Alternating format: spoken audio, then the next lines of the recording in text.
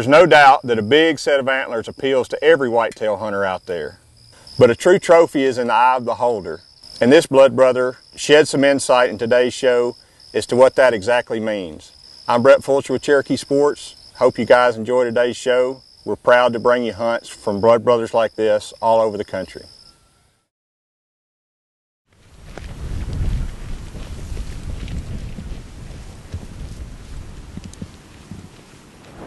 Don't leave home without them.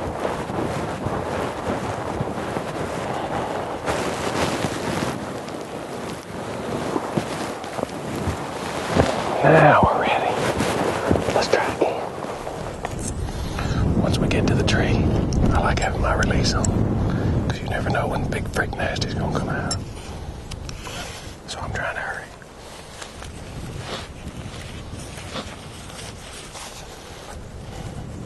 Make sure that they don't make noise.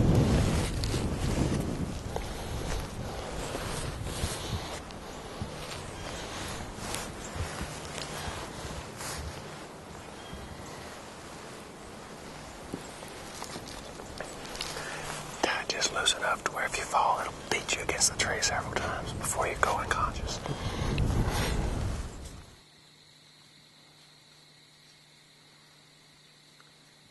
I grew up in southeast Arkansas down a big city of McGee. And when I was about 5 years old, I killed my first deer. My dad and my granddad both were big deer hunters at the time. We hunted behind the levee so you would have as many doe permits as you could stand. So we killed, a lot of deer. So I got a lot of practice pulling the trigger. Of course, by doing that, it gets you a little more acclimated with the outdoors. That's it in a nutshell. We saw a lot of deer down there. You would see 40, 50 deer sit behind the levee down there. That's why they'd had so many deer permits. And you get a lot of practice. We spent a lot of time in a tree. You didn't get down at 8 o'clock in the morning because the deer kept moving pretty much all day down there. It's November the 11th. We're over in Missouri. Perfect morning. Everything's coming together. We got another big buck picture last night at about 2 a.m. I guess you'd call that this morning, but we're hoping he's bedded up close to here. We're going to try to rattle here in a minute. See if we can thump a big old monster for you right here on film. It's my son's birthday. Happy birthday, Will. He turned 12 today. He'll be killing on film for y'all for too long. Stay with us, we're gonna rattle him up. 15 years ago, I had never really killed a sure enough big deer, and then it started getting better and better and better. And like I say, I hunted down there till I started college, so until I was 18 years old, that's the only place I ever knew. Only time I went out of town was when my dad would take me bird hunting out in Texas and stuff. When I got up around 20 years old, then I started going out there, and that's really when I started trying to chase a little bit bigger whitetail than what we were used to in Arkansas. Oh, good. Finally. Jesus. He knows we're here. All I can do now is just hope he comes. Is he bedding down? No, he's just standing there. I can still see his tail. See his head now. He's looking at us. It's a stud. He's a good deer. Something else just crossed the creek to my left. My entire life, Dad had probably 10 to 15 pointers. And it was a different breed of bird hunting. It's not like the kind of bird hunting you walk around and walk with a dog. He had the wide range dogs. They might run a half mile and come back and check on you. And we had the beeper collars, and he's a high-tech bird hunter for sure. Be careful. You got him. You're fine right there.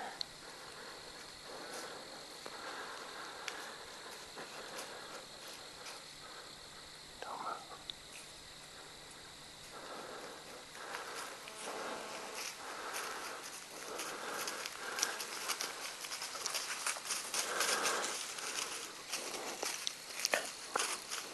You on him? Are you on him?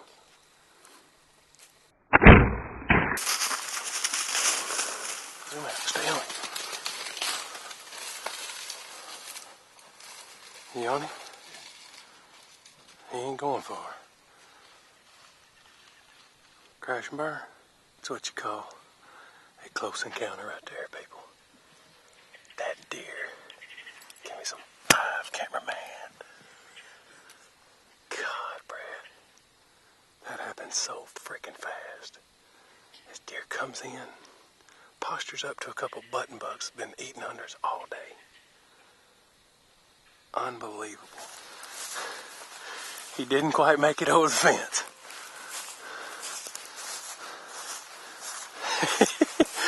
We can skin him right there. So it was a big time. You could ride 4-wheelers and you're basically trying to keep up with the dogs to find out, you know, if they're pointed or not. And 9 times out of 10 they were. I mean, some days we would raise 30, 40 coveys and just have a huge time. And of course, by those dogs running like that, that's when we started seeing all the big bucks, because they were pushing them out. You know, they run those draws, and next thing you know, a big old buck runs out of that thing, and I started getting the fever wanting to go out there and see if I could get after them. We started going to Illinois, Iowa, Kansas, Missouri, and Wisconsin even. Wisconsin.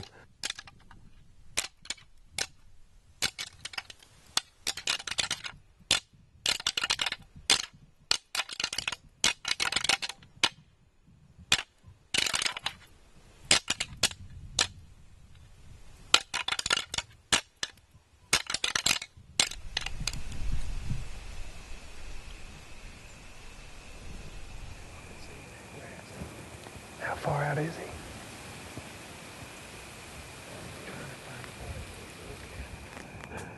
I would laugh if a foghorn ate that decoy.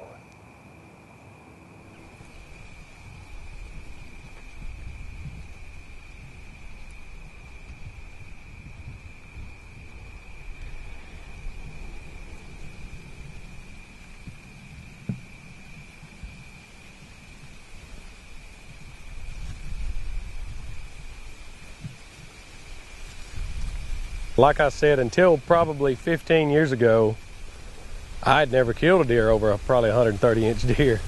And I mean, and the reason I didn't kill anything bigger than that is probably because I wouldn't let one walk that size.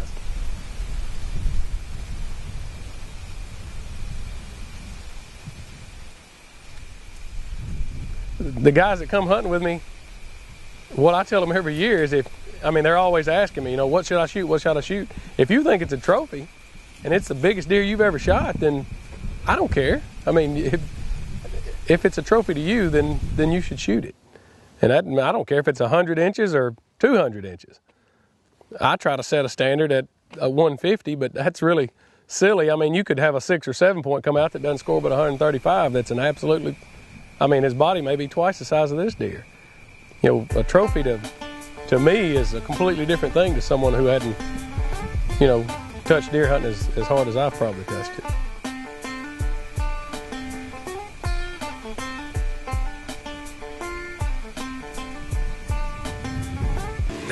yards. I got an 85-yard pin. You want me to try it? If a big deer comes out following those does and sees that decoy, it is on. Y'all get ready. Here comes something out of the bush. Another doe. I don't know, they're running like it's a buck.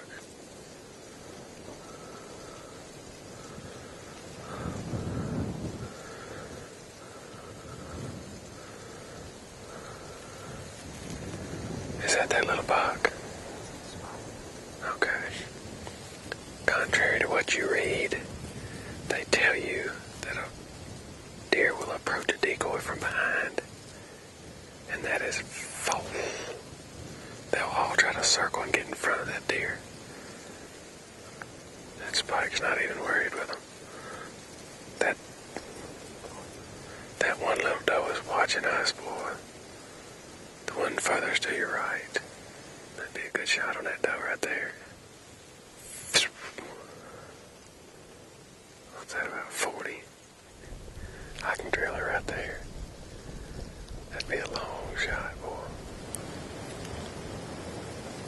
Be some pretty footage if I smoked her.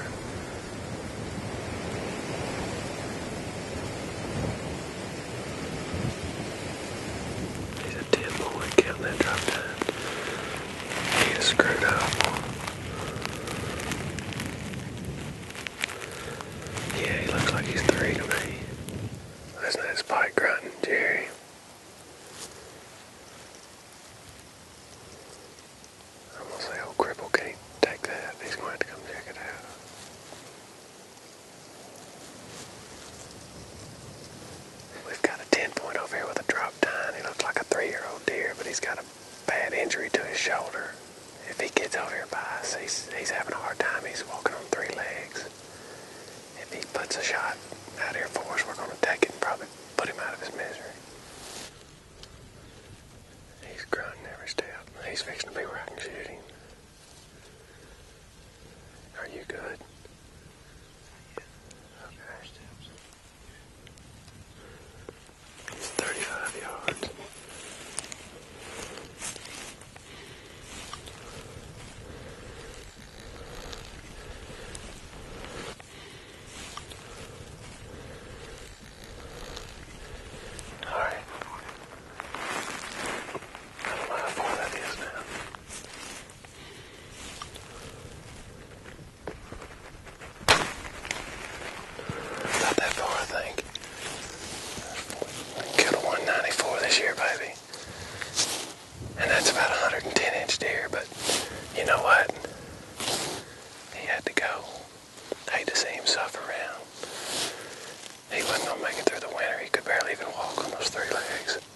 We actually hunted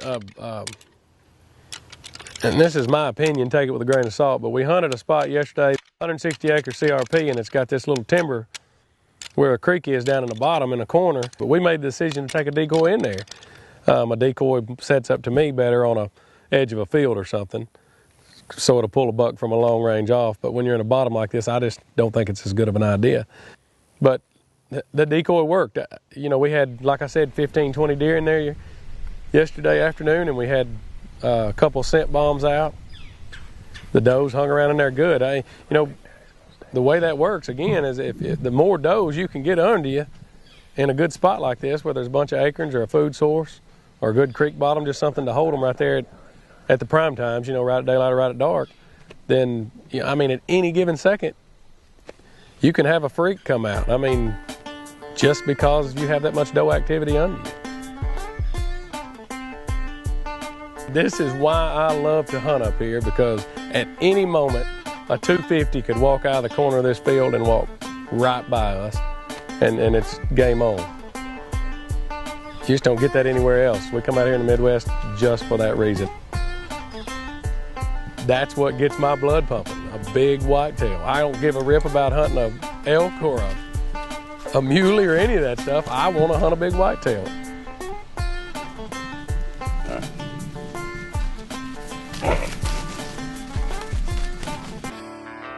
Welcome back to Blood Brothers TV. Going back to what is a shooter and what's not a shooter, a cardinal rule is if you have to think about it for even an instant, it's not a shooter. I mean, it's going to have ground shrinkage if you think about it. When that deer walks in and you see him and you try your best to get your hand on your bow and get an arrow in him, then he's a shooter. I mean, you don't even have to think about it.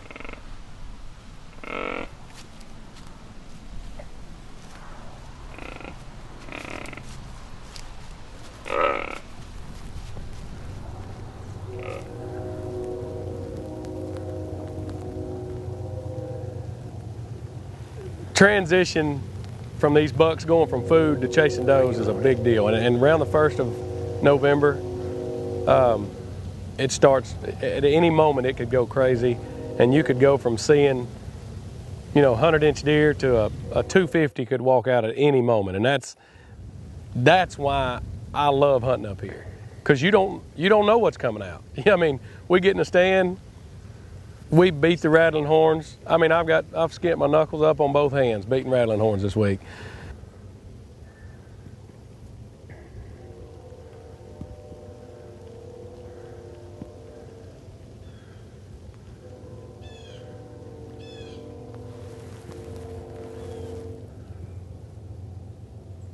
The place where this deer was showing up is a big, square, 160-acre CRP field that has a big funnel, goes right down the center of it, and there's a patch of oak trees that's, I'm gonna say, close to 3 acres, something like that. It's got a little creek going through it, bends, forms a little island.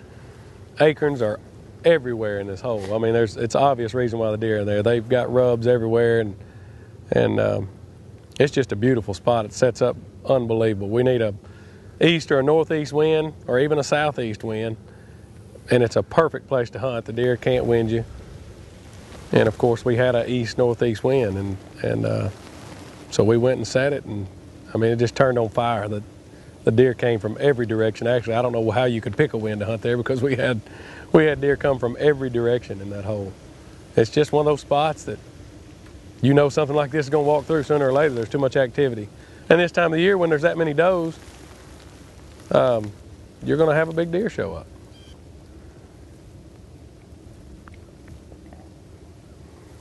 Stay on him, Freddy. I'm going to kill him when he gets to that hole.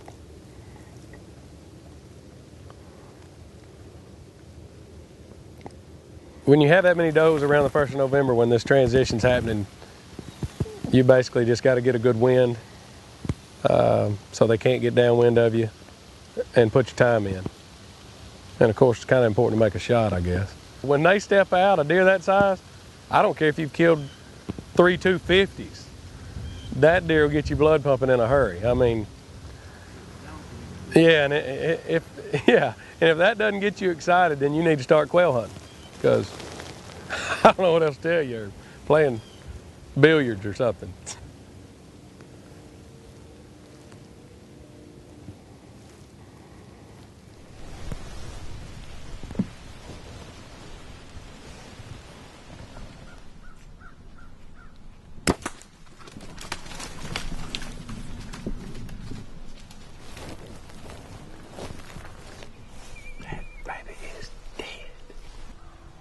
Oh, there he goes. Whoop, whoop, whoop. I've killed a bunch of big deer. That's about as nervous I've ever been. That deer was within 23 yards of us for 5-10 minutes, and just walking around behind that brush. I had 10 holes to shoot in, but I mean, you'd have had to thread the needle. I can't wait to put my hands on that. Dude's main beams are that big around. Look like a Coke can, baby. That is a Coke can.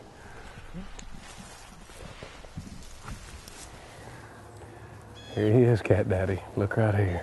Now, if he don't get up and run off on us, it'll be a great, my God, look at the mass. That is why we do this. What a monster. What a monster. Oh, God. Oh, goodness. Our desire here at Cherokee Sports is to make each and every one of you more successful each time you go afield. I'm Brett Fulcher with Cherokee Sports. I'm a blood brother. Are you?